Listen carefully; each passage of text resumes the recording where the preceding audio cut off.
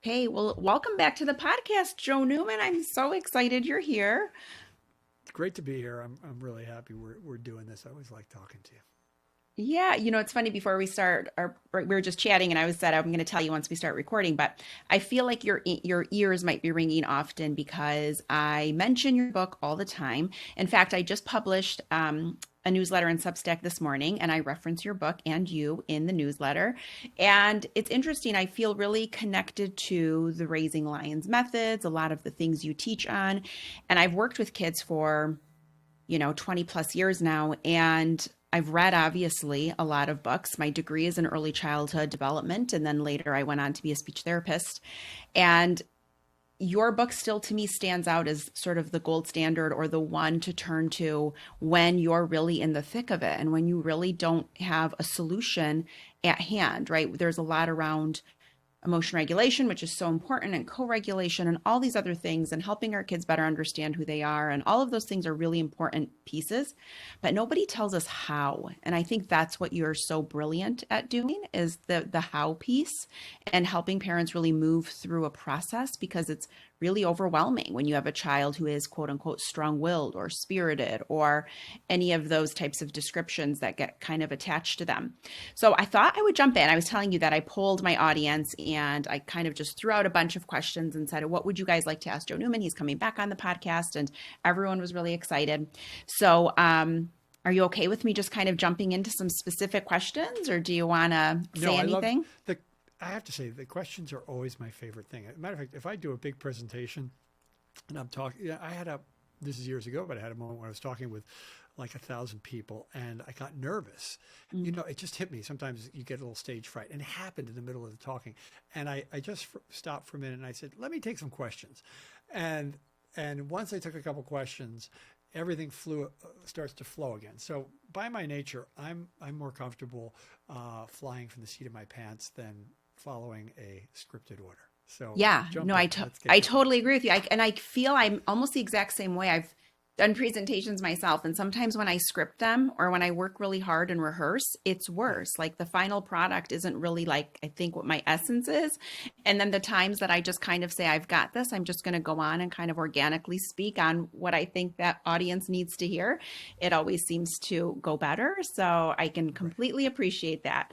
Okay, so first of all, on your website, you have a lot of great videos, and the videos use actors, and you really show sort of in real kind of life experience how to use your methods and how to sort of walk through what to do when a child does A and what does the parent then do.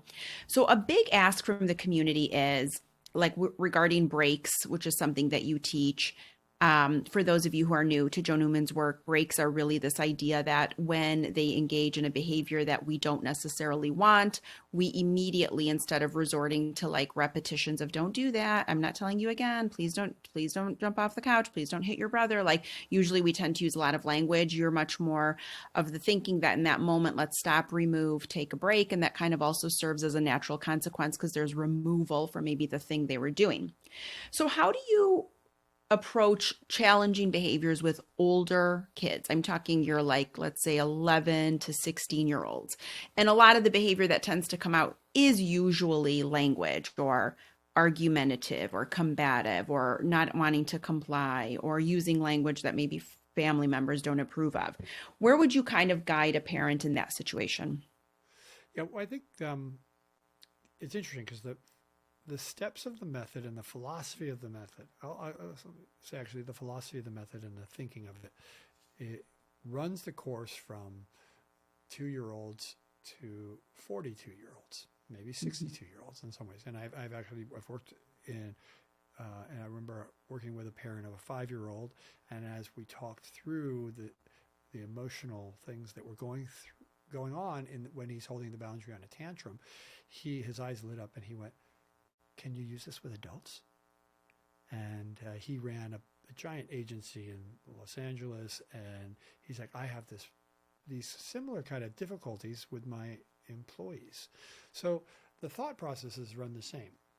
It gets more complicated in terms of you've got more sophisticated interactions, and you have a pattern typically of interactions that led to that moment when now you've got a 14-year-old who's refusing to do something. And I think the first thing I would say is you can pause. And I think that I am a big believer in actions in this time period in history. Actions are more powerful and can communicate more faith, more love, more confidence, more calm, and alleviate anxiety than words can. Okay. I think that because we've got this disbalance where we think that the words are going to solve everything. So I would say the first thing to happen when you don't have you have a 14-year-old who's not giving you what you want, or, they've called you something obnoxious, or, let's start by saying, I don't like this, and I'm not sure what the consequence is or what the result is. I'm going to get back to you about it. I think that's a liberating statement, and it's something that I found there was a big turning point when I was working with extreme behavior problem kids. I remember this kid on a bus, he was 15, and he said something like disrespectful, but not overtly so. I could tell it was, and I just said, I don't like what just happened, but I'm not sure what I'm going to do about it. I'm going to get back to you. And that it was okay not to know. And but to say that didn't feel good, but I'm not going to make a big decision like no iPhone, or, the internet's turned off, or you're not going out tonight, or all of the things. I'm not going to make that decision in that moment. I think first give yourself the permission to say, hey, that didn't work for me. The other thing you can do is just, you say that and move away. It's limited. You don't have to know the answer. The other thing is you can go, they want something from you. They're treating you disrespectfully, and you go, you know what? I'm not enjoying this. I'm going to take a minute, and step out of the situation. It might be, I think it's important in games, in things where they want something from you, to just stop, step away.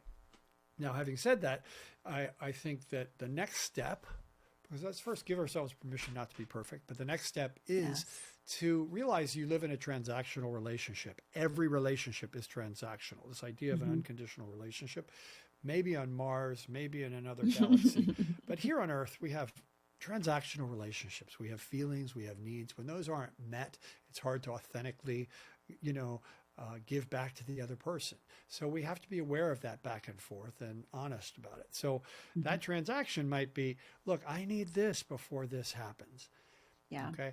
And then now, once you have that transaction, simple, these things happen before these things happen. Maybe it's, I need you working on your schoolwork in a public place without your phone for half an hour before anything else happens, before we leave.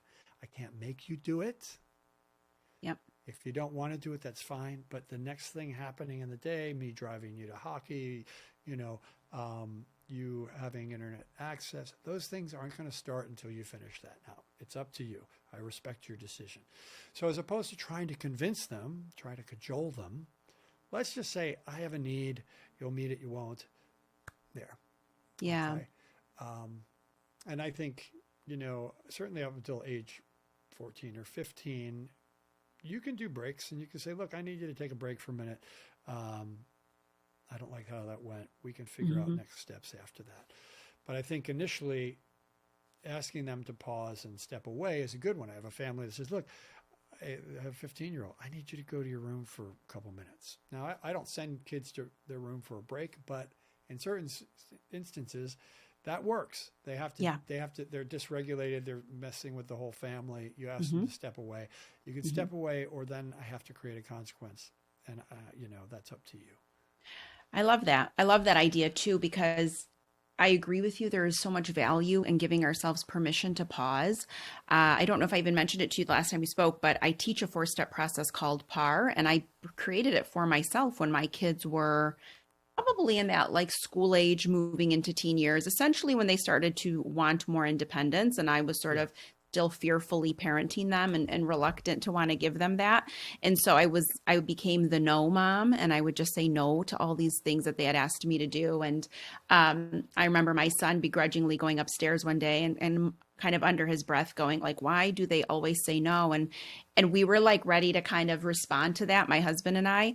And then my husband looked at me and he goes, why do we always say no? Like we couldn't even give a fair answer to that question. Right. And so I started to say, you know what, from now on, I feel like I'm so reactive and I'm operating from a place of fear that I'm just saying no to him because he's the oldest. And then I said, from now on, I'm just going to pause. I wonder what it would feel like if I didn't force myself to give an answer when he asks for something. And even if it's me saying, I need 5 minutes, let me give your question what it deserves, the time it deserves. Let me give this some thought. I'm in the middle of something, but I promise I'm going to sit and think on this. And just that little bit of space created such a nice dynamic in that he knew that I valued what he was asking, whether the answer was going to be yes or no, that I was giving it the time and attention he wanted me to give it. And it allowed me to sit and process in that pausing. Am I saying no to him because I'm afraid of external things, or is this a fair no? Right. And sometimes it's a fair no. And sometimes there were instances where I needed to let him know that I trust him and I was going to allow something to happen and kind of give some of that freedom that he was really yearning for. So I love the idea with older kids of even modeling that, because now fast forward. So my son is almost 21 in college and he plays soccer for his college. And we were talking the other day and something kind of got under his skin. And then he said, but I just paused and I sat with it. And I thought, oh my gosh, that's really cool. Because I've never overtly said it to him. I've never overtly said it to either child, like, make sure you pause, or I've never taught it that way. But I think in seeing us and seeing the way we've worked through sort of decisions, he exercised the same thing, which was really great to see. Instead of being reactive, he gave himself that space to pause and really consider first and then decide how he wanted to proceed. So I do love exactly what you're saying of just a pause. And then the autonomy back on the kid of just like, you know what, I didn't like how that felt, but I'm not sure what I'm going to do about it right this second. Because now what I'm finding when I'm coaching a lot of parents, particularly parents of teens, is there is a lot of emotional reactivity to what's happening. So your child says something really provocative or upsetting or obnoxious. And so parents generally have such a swift reaction. I don't even think they're thinking about what they're saying. You know, it's almost like they're matching their child's intensity in that moment rather than anchoring and calming themselves down and being able to be the one to kind of steer the ship in that moment in some kind of a calm way. So I love the idea of just doing that pausing and then just saying, you know, I'm not sure what I'm going to do, but I know I don't like it. It also expresses the way it's landing for you and the way that you're feeling. So I think that's great. And you're right. Breaks are essential at any age, really, and they can still be exercised as kids get older. And I think that's, the thing that occurred to me as you're talking, is breaks are a pause. Mm-hmm.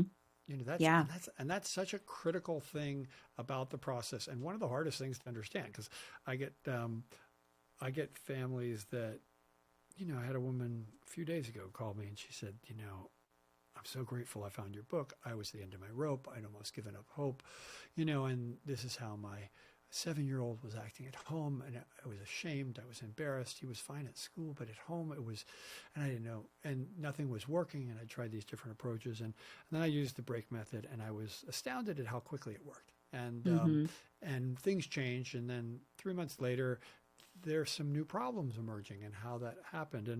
And when I dug in there, what I realized is that she had started using the break process just sort of faithfully going, I'm just going to do exactly what he says. I'm not going to talk too much. I'm going to follow the process.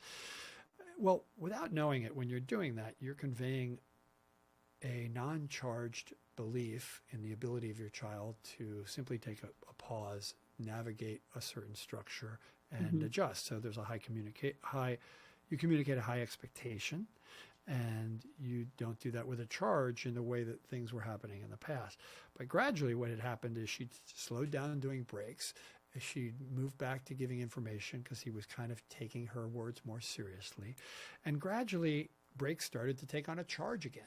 And now he was fighting them. And so what we talked about was that she had moved back to thinking of it as just an effective punishment. And as soon as it became a punishment again, one is she wanted to avoid doing it because nobody wants to punish your children. And two is then is that he then resented having to take them, and he associated them with doing something wrong. And really what I said is you need to do breaks again, where you're giving this information that he doesn't need. because all those moments are building up this charge and this idea of you do good things and bad things, as opposed to you do things and you learn and you figure it out. Yeah. So the break is really a process, and the whole break process is a way for parents to change their thinking about conflict, about difficulty, and about how people learn from cause and effect and feel respected as opposed to from reward and punishment.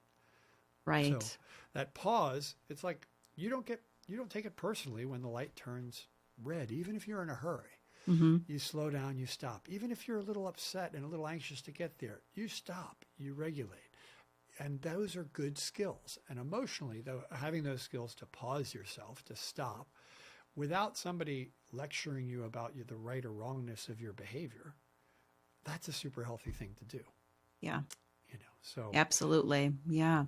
And I think we have such a culture where there just isn't enough opportunities to, actually, one of the questions that I had for you, and we can kind of jump into this next, is a lot of what I, work on families with, be it as a speech therapist in my day job, or when I'm working with families as, trying to coach them and help them put some new structures in place in their homes, this idea of having your child learn how to tolerate frustration. So I'll kind of give you some examples. I sort of think there's a certain profile, and not to label kids, but certain children who really kind of are described to me by parents as strong-willed, generally are what I call fair fighters. They're the child who always says to the parent, "That's not fair. You did this for somebody else." They're almost keeping score all the time. "You hugged brother more than you hugged me." They can't tolerate losing. That's another really kind of big thing. A lot of kind of competitiveness in the things that they do. And there's a reluctance to want to try something new or anything they perceive as hard.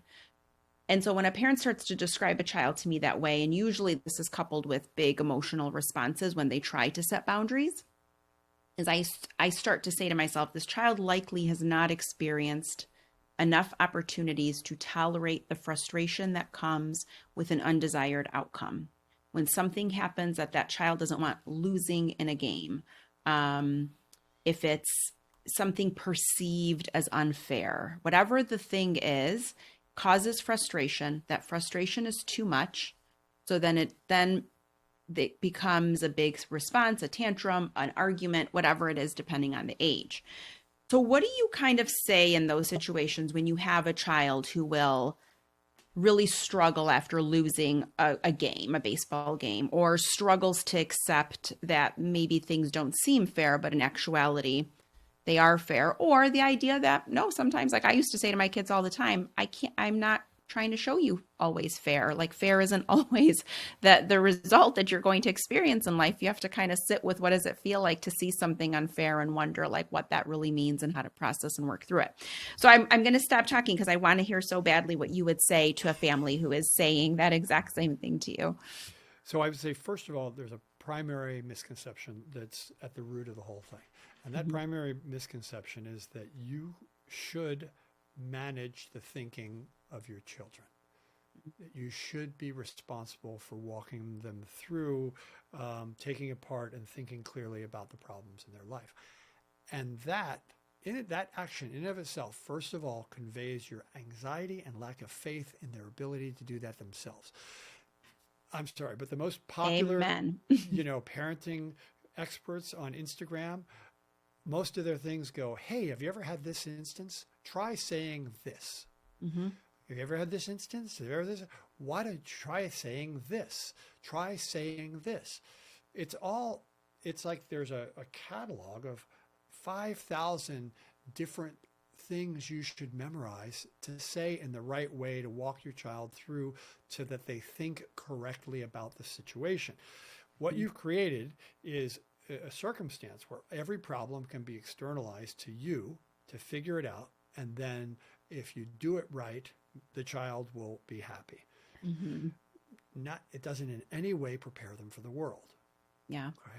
And these are accommodations. If we think we don't make a lot of accommodations for our children, every one of those long conversations about walking them through something when they've come over and hit us the 4-year-old and you talk about their big feelings and you walk them through that, or, they've called you a effing idiot, and your 8-year-old, and then you talk about that, all conveys an assumption that they can't figure that out. Okay. And it directly avoids the thing that they need, which is an experience of someone with will like them that they come up against, and then they have to deal with the result of that. Ideally, they come up against that and they do it, and the adult's response communicates a high expectation, respect, and autonomy. And you can do that in a very straightforward way without talking about those things. So for me, that's not fair is a direct result of us having explained why it's fair 1,000 times before that moment. Yeah. Okay? So, I think letting kids figure things out, once you start doing it, it can be a delightful, back and forth, where it's because you communicate an expectation. Even someone's doing, like a child, a 6-year-old is whining and whining and whining about what's going on. And you stop and just look at them, and you stop the conversation and you just wait. And you don't respond until the whining stops. Yeah. Maybe even with a smile on your face. Right. First couple of times, maybe you do that and they escalate the whining and they push further, and you go, with a smile, I need you to take a break for a minute. Why? Yeah. Right. And I'm if you're not seeing me, I'm putting my hands up and I'm making a little thing like, oh, well, yeah, exactly. My expression is going, yes, you'll figure it out. This is not complicated. That conveys a whole different feeling in that moment. Like you need to figure things out. And I would say on an even deeper level, the misconception here is that the job of parents is to simply send in all the right stuff in all the right way to the little islands that our children are, the isolated circle that they live within their being. And if we send all that in the one direction and we do it the right way and we have the right number of perfect expressions and skills in which to say that, so that we map their thinking out for them in the way that will make them happy and process things correctly. If we do that, they'll be happy. But that's not happy, and it's not mental health. It's actually a road to very frail mental health, because mental health is not the arrows from the people outside just going in to meet all of your needs and make sure you're not bumped or respond to curing any ailment. It's a two-directional thing where children are aware of the adults around them and those needs of them. They contribute.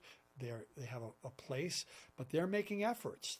They're self-regulating in response to the needs of other people. Those people are giving them what they need, and they're giving those things to their parents. That back and forth has to happen all the time, and it starts at like age 2. And I can give examples of what it looks like at age 2, or what it looks like at age 15. But that back and forth is where mental health is found. It's expressing your agency, but recognizing the needs of others and finding a balance of regulating yourself to meet those needs, not simply having your needs met. That one directional thing is hedonism. It's just like the idea that you can click on all the things you like on Amazon, and if you click on enough things, you'll be happy. Yeah. Exactly. And it's interesting. I think that we certainly have a culture right now where the feeling is that like we have to do for our kids, and the more we can do, the more equipped they'll be. And the truth is like sometimes I think the most sound advice I can give to a parent is like, have you tried doing nothing? Like there is value in doing nothing. Like there is value in just sitting back and kind of watching to see how it unfolds. Like back to the fair argument, I was working with a few different parents, and the same thing kept coming up between siblings, like you hug them more, you love them more, whatever the case is. And I said to the parent, what do you do? What is your response? And she said, I start to tell her, no, remember I hugged you yesterday and today and at 3:00 and at whatever time, right? Like we start to engage in that argument and we want to prove that we have done the fair thing. And I said to her, what if you just acknowledged your child's discomfort in that moment? Like, oh, wow, you seem really upset when you say that. And completely don't engage and let her work through whatever that is, that feeling that she's having. Because at the end of the day, I said, is it true? And she said, no, it's not true. It's not true at all.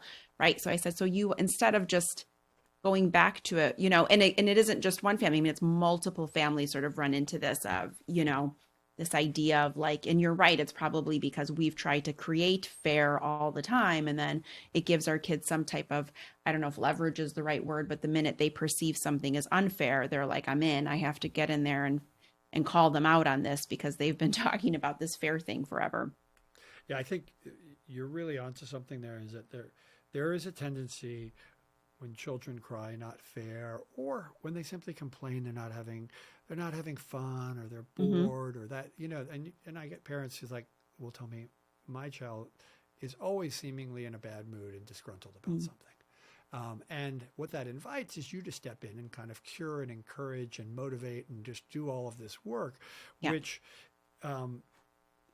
it's ultimately, I think that it stems again from this idea of trying to solve all these problems proactively, and as opposed to having the faith and letting them do that, because that information, I think, it becomes,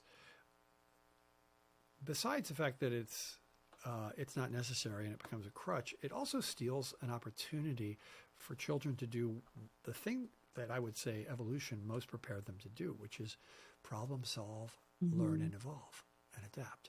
And they enjoy that. It's like, even on a video game, children don't read the rules to a video game.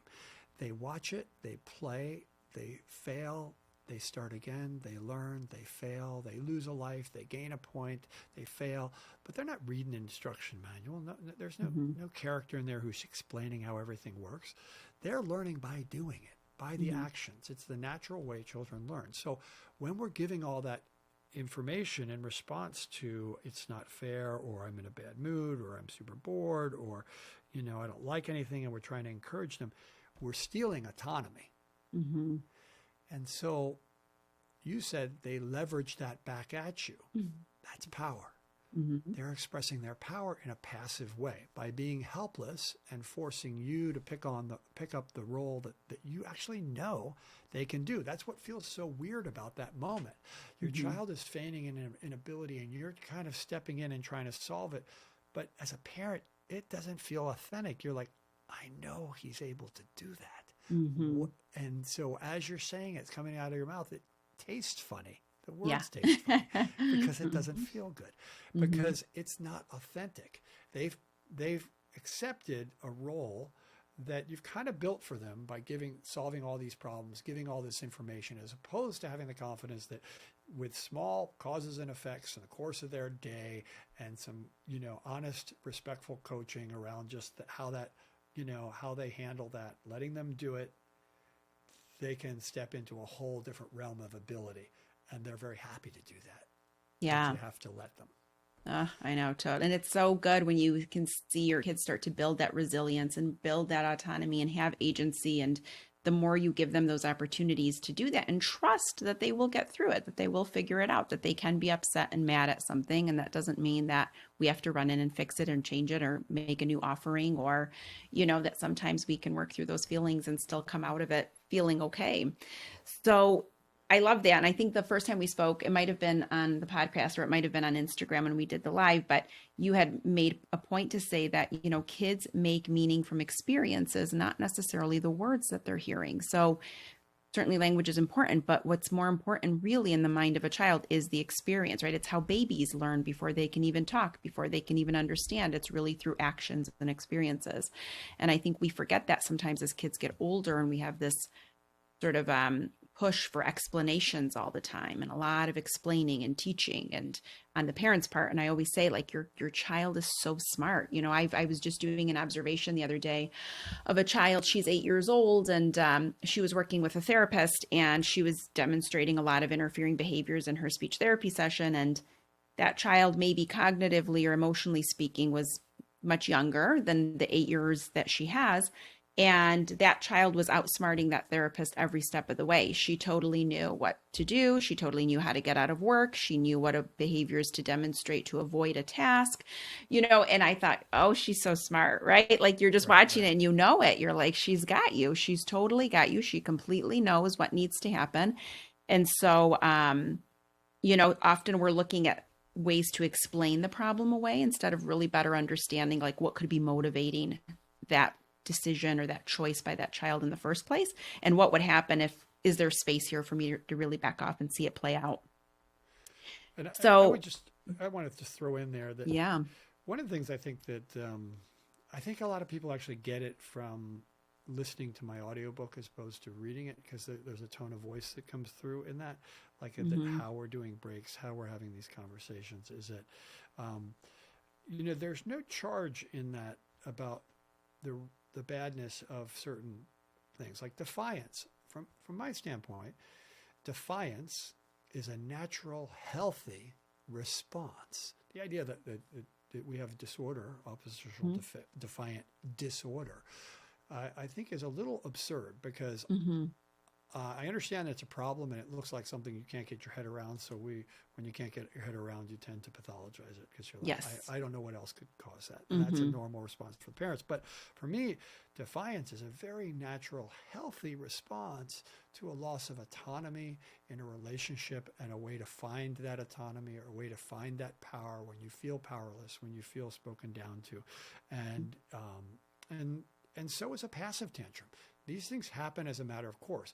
Children are participating in this very dynamic way back and forth with us. A passive tantrum is nothing but going back to the tools that worked for you when you were an infant or a toddler or a 5-year-old, when you're, a couple years older than those stages, because they worked in the past. And like, if I go back to behaving that way, can I go back to the rules that way, where I had lots of acknowledgement, but not a lot of responsibility. And so they're just trying to step out of that responsibility that should come with being 5 or being 8 or being 4 or being 15. And by feigning the ability before, or using the behaviors that worked, the crying, the whining, that were the only tools you had, and they were normal. Right. So these are all just natural ways in which children play with behavior, their role in the world. And so in a sense, it's like, it's not that those are bad, those are smart. Defiance is smart. Defiance is a cry for dignity.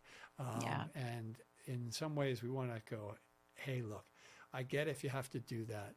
I respect that decision. But when that happens, this happens. I'm going to frustrate it, because I have to assert the reality of what I see you as your full ability, in terms of the cause and effects that I administer with you, and the expectations I have in terms of your behavior to me. Yeah, absolutely. And on that, I was going to ask you, because this is probably the most commonly asked question when I teach breaks, talk about your methods.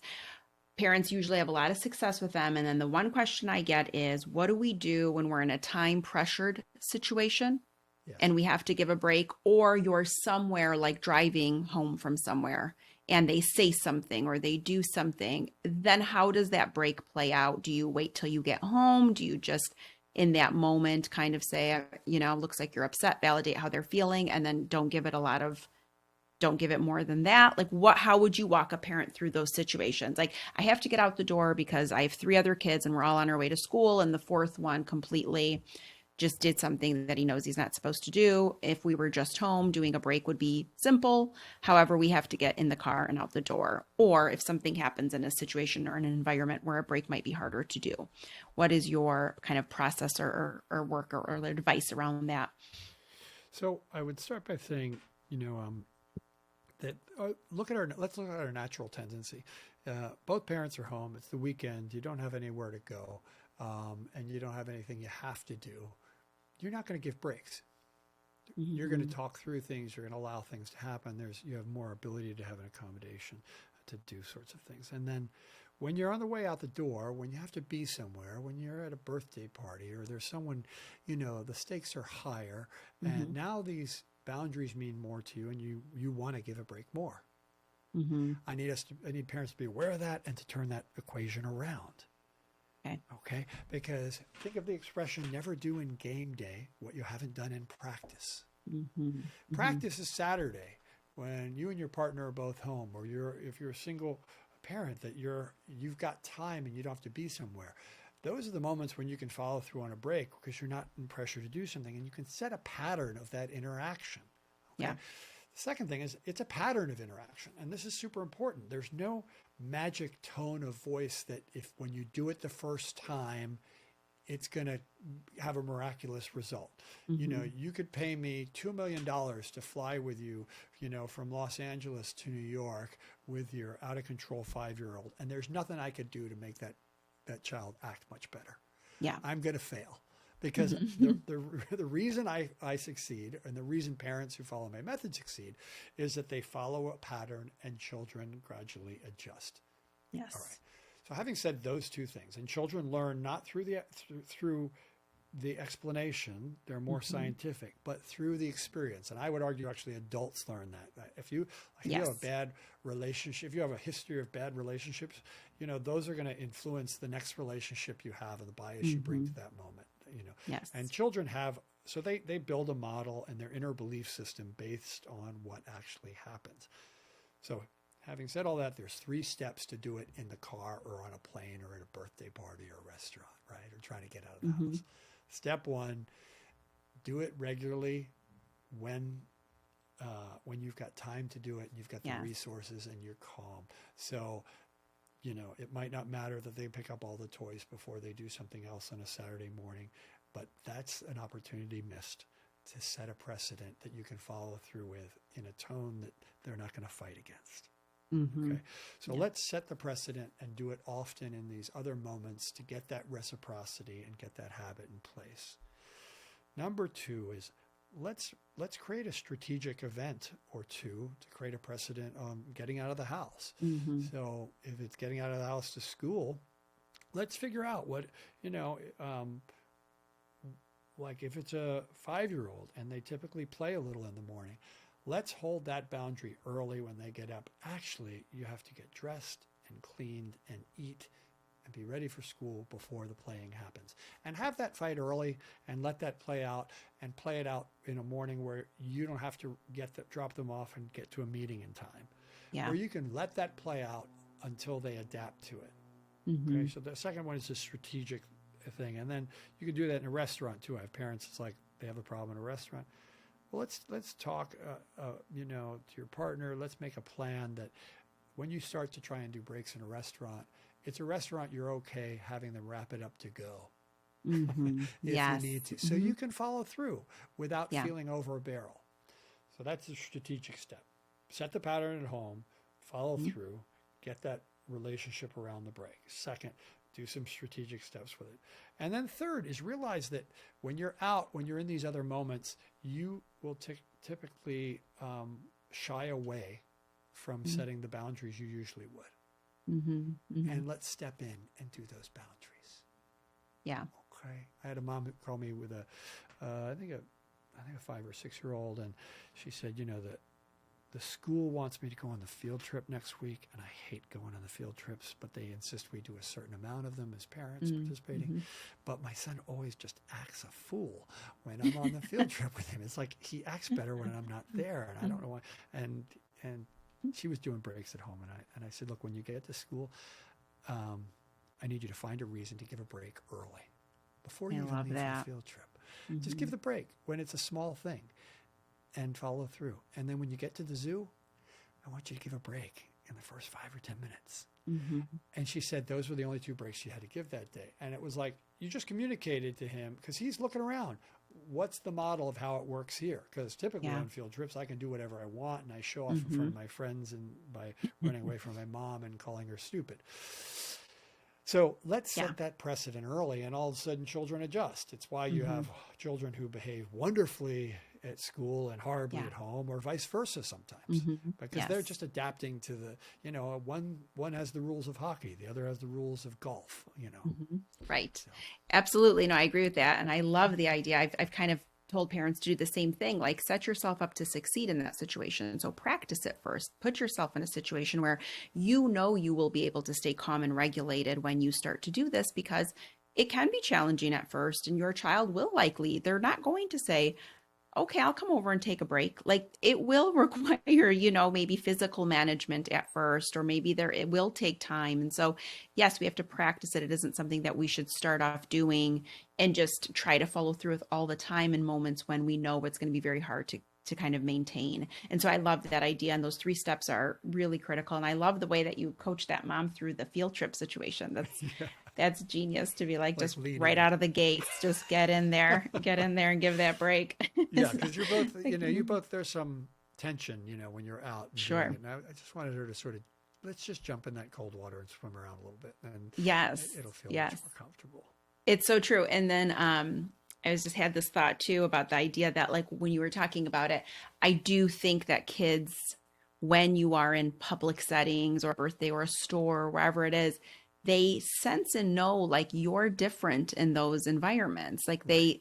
they pick up on it. So they're naturally going to see what's available for them to do in that context because they sense that you're not the same, that even that your tone of voice kind of changes, or your the way you might set a boundary doesn't even sound the same as it does when you're home. Or so I do think certainly kids who are, lean more curious, I think are definitely interested to see how that plays out in those contexts, be it a field trip or wherever they are. So I think that's really Yeah, spot they on, know. and I love it. I mean, to be blunt, they know they got you over a barrel.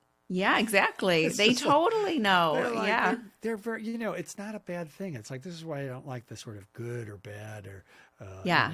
children, and then let's think broadly about being good or bad. We've all got good and bad. We all have some mischief. We all Course. enjoy it, and Hmm. sometimes your 4-year-old can be a little mercenary, and Yeah. that's fine. It's a lovely spirit. They have to. It's not fine if you live your life with a mercenary and it feels like, Sure. somebody else got you walking, your 4-year-old's got you walking on eggshells. That's not good. That means they're Yeah. succeeding. But let's just take that in stride, meet the conflict that's in front of us, and let them learn through maybe having a bad day or a bad afternoon, because they're just going to keep coming at you. And don't take it personally. They're Yeah. playing something out. They're trying to figure out who you are, who they are, and Yeah, exactly. No, I love it. And speaking of, you kind of touched on this in the last answer when you brought up school and, and home, and you said, some kids might behave great at school and then not at home and vice versa. And I have a lot of situations where I've seen that for sure. I know you do a lot of work with schools and teams. I know a lot of teachers and school, personnel listen to the podcast. What do you sort of guide them? Because I do wonder, like in the context of a classroom with a child, and you have a lot of great examples in the book, I should say, in Raising Lions, but in the context of being in a classroom, how do you sort of walk that team or the teachers, the parapro, the whoever it is that's supporting that child? How do you sort of walk them through helping a child who might be really struggling to either follow along with what the group is doing or follow directions, cooperate, whatever that might look like?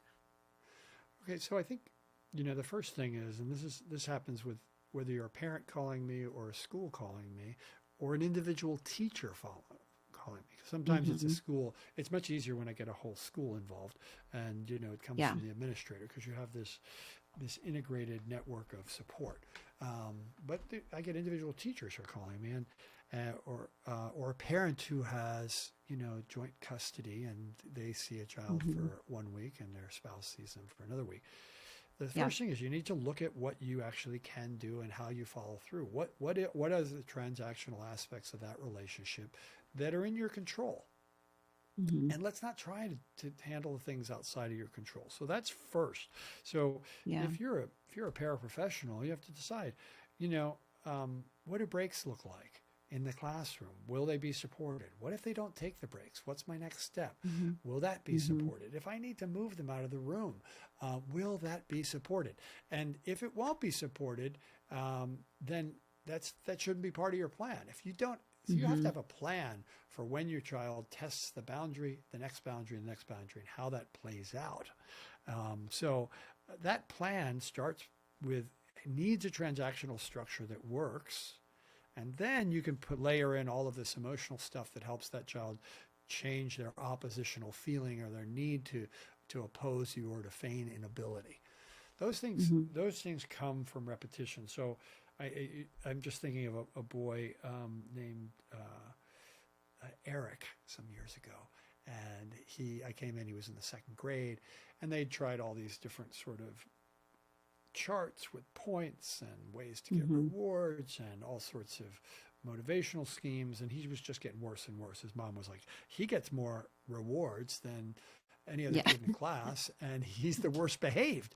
And she's like, so we set up a break protocol, and initially the break protocol was, 1 minute break, 5 minute break, 15-minute break in the office. And then if he refused to stay in the office, which he often did, he'd run amok in the school, they would send him home. Mm-hmm. Well, guess what? He loved going home. Yeah. That program didn't work win-win. at all. Right. It's a win-win situation. So we had to think about this. All right, what are we doing? And so we eventually, after the first couple of days of this, we shifted the program. And this is an extreme example, right? Most kids, it's going to work within that system, but we needed something the mother supported. And we ended up setting up a thing where it was the same 1 minute break in the classroom. If you took it, great. If you didn't, you moved to a 5 minute break. If you didn't take that and you refused, you'd go to the office for 15 minutes. If you refused to be in the office, we started a timer that was called extra school time. Extra school time meant that after his mom picked him up at the end of school, she would get the report of how much extra school time, and he'd sit at the kitchen table and have to finish that time doing some sort of schoolwork before he could go and play. And the first day I got there, he's running around. It's I had the meeting the day before, and it's like 9 o'clock in the morning, and he's already running amok and going, "You can't make me go to the office. You can't." And he's running around and he's kind of circling around the special needs instructor, the aide, and myself, and he's kind of mocking us. And, "You can't make me do it, And I said, "We can't make you do it." And I said, as a matter of fact, this is your time. I mean, you'll have to pay for this at home, but you're free to do anything you want. And he's running around, and I said, I don't know why you're running around us. You could go to the play set. You could go run in the field. Yeah. You can go wherever you want. We'll follow you. We're running the time. And he says, and finally he goes, I'm not, he says, "I'm not falling for your reverse psychiatry." Oh. And I said, "No, I swear, I'm not kidding you. This is your time. I mean, it has a cost, but I can't make you do anything." And that day he had 2 hours of extra school time. And when he went home, his mom enforced it, and his brother's out playing, and he's crying at the table. And she's like, "Look, you just got to finish the time," and finish the time. And the next day he had an hour and 15. But by the end of 5 days, it was down to 15 minutes of extra school time. And the week after that, he was doing the program. But see, you had to have this, you had to figure out what's the end game, because he was going to play the end game, and before you knew it, he's taking these breaks and he's prompting, and you're out of the trying to convince and cajole him or reward and punish him. And you're just creating these moments of boredom that he's responding to, and he's autonomously changing his behavior, but it took a little work, and you had to work that end game out. Sure, absolutely. And I'm sure you being able to stay calm during that process is a huge part of it, as well as the school. One of the things, and you're right, the idea of like, what is your plan? And I think that gets missed so often. I was recently talking to a school team about a child, and the general feeling that I was getting was that there was a lot of kind of a dismissive nature around helping this child. It just sort of felt like we've done everything. The problem is with the child, kind of a thing. And I said, "Okay, walk me through like what's happening, and give me a situation or an example." And in each situation, what they were doing was just repeating themselves over and over. So, come on over. We're lining up for recess. Come on. No, I don't want to come over for recess. Nope. Well, you have to come on over. No, I don't want to. And this just went on for hours, all day long. Anytime he refused to do something, there was just, and I said, "So beyond repeating, like, what's your plan?" And they didn't have one. And so it just, like at one point, you've got to be able to have some other option, or there has to be another way, because he's very clearly indicating to you that what you're doing right now isn't going to change what he's doing, right? There is no value, I guess, in it for him. He really doesn't want to do the thing you're asking him to do. And so I love the idea that you're walking these schools through kind of a comprehensive, like step 1, step 2, step 3. Let's figure out, what our environment is. What does our support look like? What are the child's needs? What's the support at home? And then let's come up with a plan that'll be effective. So bravo to you for seeing that through. Well, thank you. But, and I think I want to say I think about that child who they're just repeating the same thing over and over and over Yes. again. And I Mm-hmm. think about the extreme feelings of alienation and isolation and Yeah. abandonment he must be going through, because Yes. the parents have allowed, the teachers have allowed that child to turn them into ghosts, into Mm. non-beings. He's the only Mm-hmm. one with power. He's the only one in the world who actually follows the rules of cause and effect, does what he wants. He is unmet by another human being that has the Yeah. similar like ability to assert themselves, to have a need, to have a want. He's alone. It's Mm-hmm. utter abandonment emotionally. And if Yeah. you want to know why that kid's angry, right there is your answer. He's all alone. You've allowed Mm-hmm. yourself to be erased, and you become a phantom person. And a phantom person can't raise a real person, like a sheep can't Mm-hmm. raise a lion. So Yeah. that when you create that space, like when I was doing that with Eric, I held the boundary while I acknowledged his freedom. I'm like, you do have freedom, but Mm-hmm. we will hold you account and responsibility for that freedom, and you'll Yeah. figure that out. And we let him figure that out. And it really only took a week, but that emotionally brought him into a community of people like him on a real experiential level, and it heals Yeah. that anger. Absolutely. I love it so much. My gosh, I mean, I could talk to you all day. But if for people who, because I know people are going to listen to this, I told you, I think I mentioned to you in the email, your first podcast episode on here is still always, it's always in my top three. It's always Nice. in my top three. So your work resonates with many. A lot of parents are reading your book. But for those of you listeners who are not familiar, where can they find you? Where can people connect with you? Really, you just want to go to raisinglions.com. Mm-hmm. Raisinglions.com is the website, and it's we're adding different levels to it. We just rebuilt it a couple months back, and there'll be links to the upcoming Substack, which will have a depth of information. In the next weekend, I'll be adding a workshop for parents who want to join a workshop. For parents who want to know more about connecting and having a consult, I do a lot of consults over Zoom with parents, with teachers, to help them set up a program, to implement a program. Everyone starts with a discovery call. It's a free 15-minute call just Mm-hmm. to touch base. Some people just need a quick question answered, and I'm happy to do that if I can, set them straight in that short call and give them what they need. And then others just find out, all right, this is the next step I want to do. I want to do a workshop, or I want to do a little consulting with Joe. I need to connect them with my school, whatever. But just start at Yeah. raisinglions.com. That's the simple Absolutely. Yeah. And direction get the there. book. Oh my goodness. Get the Oh book. yeah. You will fold every page. You will highlight multiple times. If you're anything like me, you will refer to it often. So, well, thank you so much for coming back on. Thank you for your time, and thank you for all your work and all you do. You've really made a tremendous difference in so many families' lives. Yeah, it's really gratifying to do. I feel like I'm incredibly fortunate to have the work and to be able to talk to so many people who benefit from it. I kind of feel like I have a blessed life, and I'm pretty happy about that. So I really appreciate Yes. being able to talk to you. Oh, great. Well, thanks for being here, Joe. Okay.